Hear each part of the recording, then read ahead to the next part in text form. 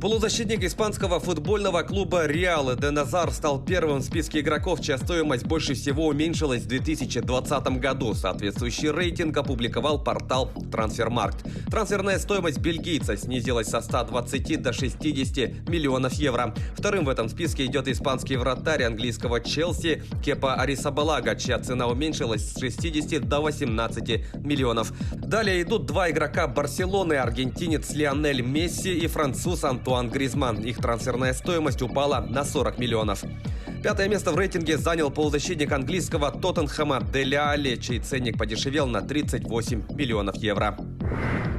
Футболисты молодежной сборной России одержали победу над командой Латвии в заключительном матче отборочного турнира к чемпионату Европы и вышли в финальную часть соревнований с первого места группы. Встреча прошла в Риге и завершилась со счетом 4-1. В составе россиян результативными ударами отметились Константин Кучаев, Роман Евгеньев, Данил Лисовой и Александр Ломовицкий. Единственный гол хозяев поля забил Кристерс Лусинч. Российская команда получила единственную прямую путевку группы, набрав 23 очка в 10 матчах. Идущая 16 пунктами на второй позиции сборная Польши потеряла шансы догнать лидера. Финальная часть молодежного чемпионата Европы пройдет с 24 по 31 марта.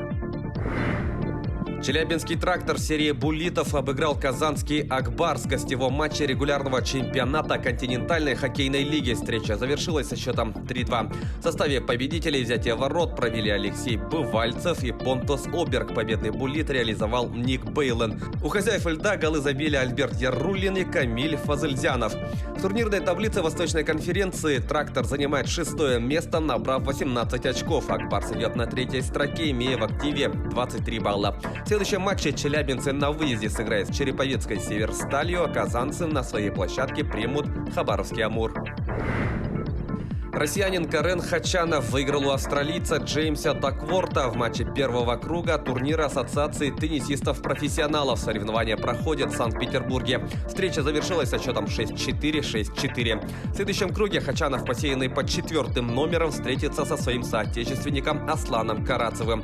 В данный момент Карен Хачанов располагается на 17-й строке мирового рейтинга. В его активе 4 победы на турнирах ATP и выход в четвертьфинал прошлогоднего открытого чемпионата Франции. Итоги турнира в Санкт-Петербурге будут подведены 18 октября. Перейдем к событиям нашего региона. Якутский боксер Петр Васильев, на прошлой неделе дебютировавший на профессиональном ринге в Стамбуле, в скором времени может провести еще один поединок. Об этом сообщает портал sahapress.ru со ссылкой на тренера и менеджера спортсмена Семена Лукина. Напомним, в рамках первого профессионального боя 25-летний Васильев техническим нокаутом выиграл у Фаруха Хаитова, представляющего Турцию. В данный момент якутский боксер находится в Турции, где продолжает тренировочные сборы. Васильев является трехкратным победителем международного турнира класса А памяти Константина Короткова, а также призером международных турниров, прошедших в Таиланде и Испании по любительскому боксу.